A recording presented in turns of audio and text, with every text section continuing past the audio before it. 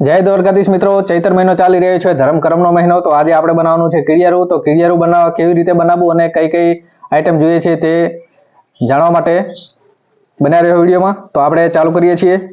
આ આપણે ચોખાનો લોટ લીધો છે સૌથી પહેલો. બીજી આ છે સોજી, આ સોજીનું પેકિંગ છે.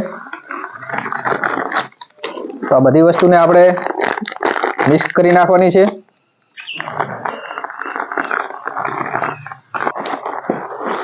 ત્રીજા નંબરમાં છે આ શિંગદાણા, કાચી શીંગ છે, આને પણ આ કરકરી દળી નાખવાની છે, એ પણ આપણે મિક્સ કરી નાખશું.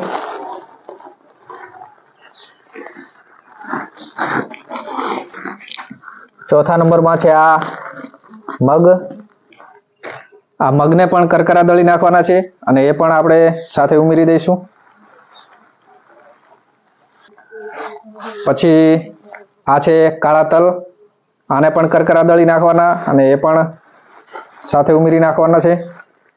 છઠ્ઠા નંબરમાં છે આ છે ખાંડ, દળેલી ખાંડ લેવાની છે, એને પણ સાથે ઉમેરી નાખવાની છે. 7 નંબરની વસ્તુ છે ઘી. તો પેલા આપણે ઘી રેડવા માટે આમાં થોડું જગ્યા કરી નાખવાની.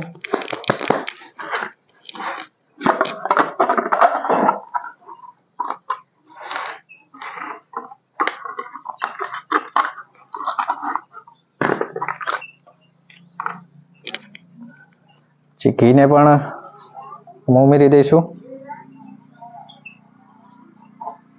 આ 7 વસ્તુ ઉમેરીને આપણે તેને મિક્સ કરીને કુલર ટાઈપ બનાવી નાખવાનું છે.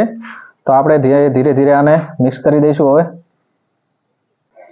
તો મિત્રો આ રીતે આપણે આને સારી રીતે મિશ્રણ કરી દેવાનું છે. તો મિત્રો કીડિયારું બનીને તૈયાર થઈ ગયું છે અને આપ જોઈ શકો છો કીડીઓ પણ પોતાનું ભોજન ગ્રહણ કરવા માટે આવી ગઈ છે. તો હવે આપણે બાકીનું આ બધું કીડિયારું છે આ બોટલોમાં ભરીને બધે જ્યાં જ્યાં કીડીઓના નગરા છે ત્યાં મૂકવા જઈશું. તો આપણે હવે આ બધું કીડિયારું બોટલમાં ભરી દઈશું સારી રીતે.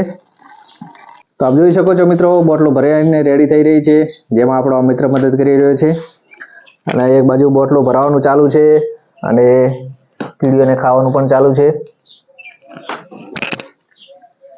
ને આમ તો આ કીડિયારું તમે છૂટું પણ વેરી શકો છો, પણ થોડોક વરસાદનો માહોલ હોવાના કારણે આપણે બોટલમાં ભરી રહ્યા છીએ, જેથી કરીને વરસાદ થાય તો વરસાદમાં કીડિયારું ધોરાઈ ના જાય એટલા માટે અમે આ બોટલનો ઉપયોગ કરી રહ્યા છીએ.